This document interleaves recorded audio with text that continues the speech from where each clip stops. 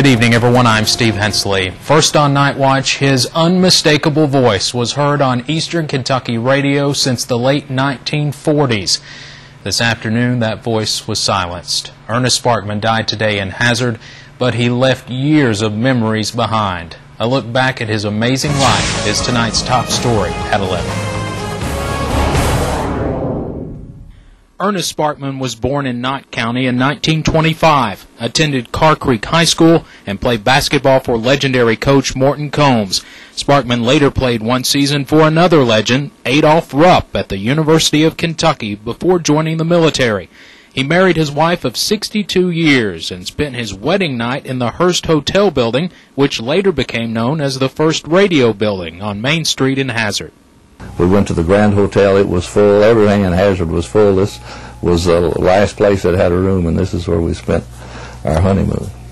After his military service, Sparkman told us he drove a Pepsi truck for only 1 week before deciding it was not his calling.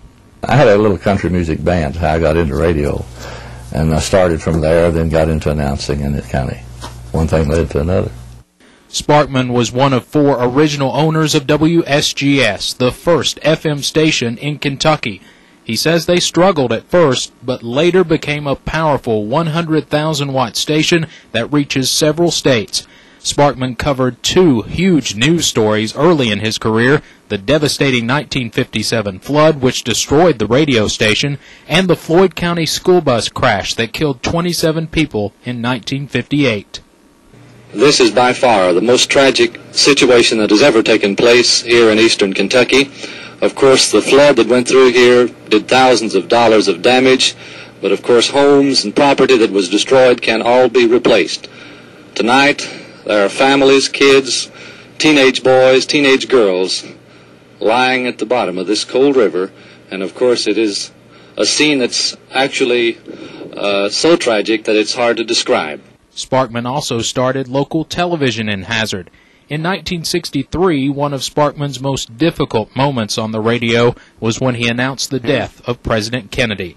Mrs. Kennedy, riding with the President, held his bleeding head as he was rushed to a hospital in a vain effort to save his life. It's not like any other broadcast that you... I even get choked up now about it, but...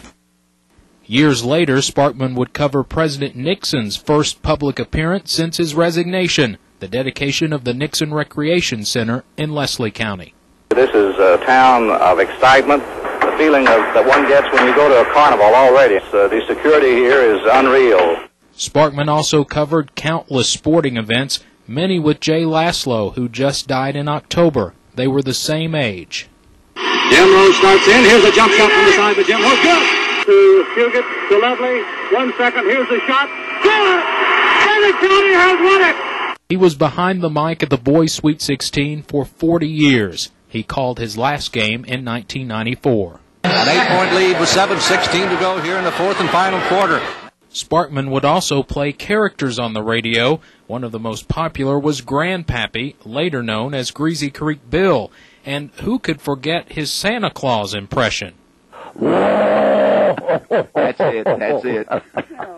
I just look back on those years as a lot of fun, you know. Sparkman also interviewed some of the biggest country music stars of the last half-century. In 2001, he looked on as the first radio building that held so many memories was torn down to make way for the Justice Center. If the walls could talk, there's a lot of good history and good stories in that old building. I hate to see it torn down. Only a few months after moving to the new radio building across the street, smoke and water damage from a fire destroyed the brand-new studios. The station began broadcasting again from Sparkman's living room until temporary studios were set up.